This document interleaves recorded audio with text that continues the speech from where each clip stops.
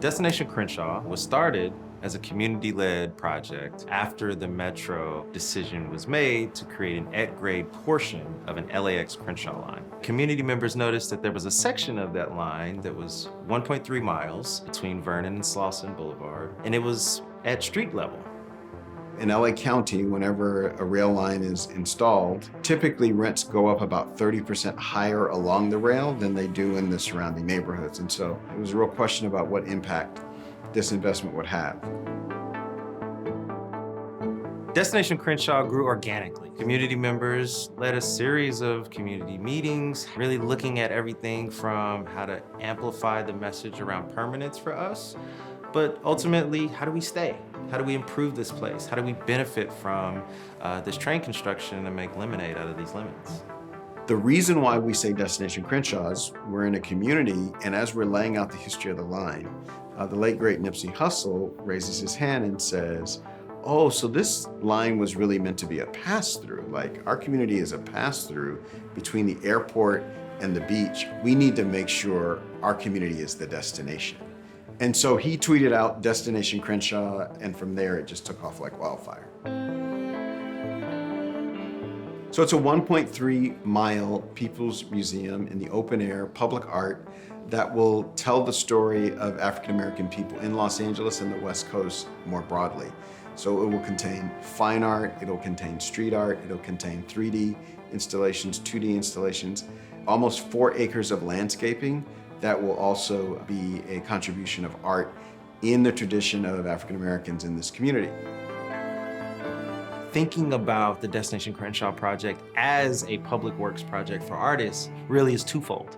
It helps these artists kind of stimulate their careers at a time where it's been very challenging to do so. The other thing is it stimulates the community to think aspirationally, hopefully, around like what they want and what they want to see, and be able to tell stories around the things that are really happening throughout time. So we are an actual current execution of what public funding can mean for our culture, can mean for artists in our community, and can ultimately mean for beautification and public art in our spaces.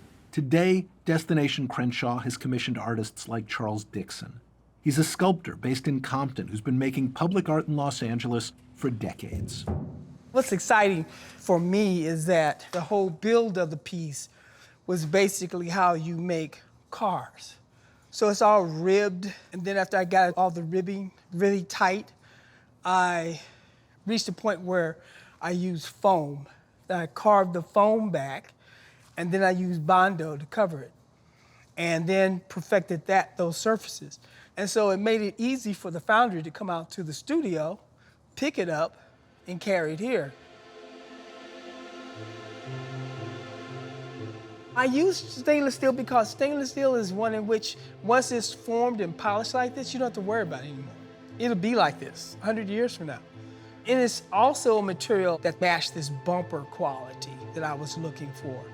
I wanted something that would talk about the quality of fine finish on the car. And so this piece is definitely something the community could get into. We're super excited about Charles Dixon's piece, Crenshaw Car Culture. You know, Crenshaw was not only the home of, lowriders on Sundays, but it was also how Goodyear Tires got their merchandise basically from their factory throughout Los Angeles in the 50s. There was car dealerships along the boulevard. So I think it really does tell the story around the community.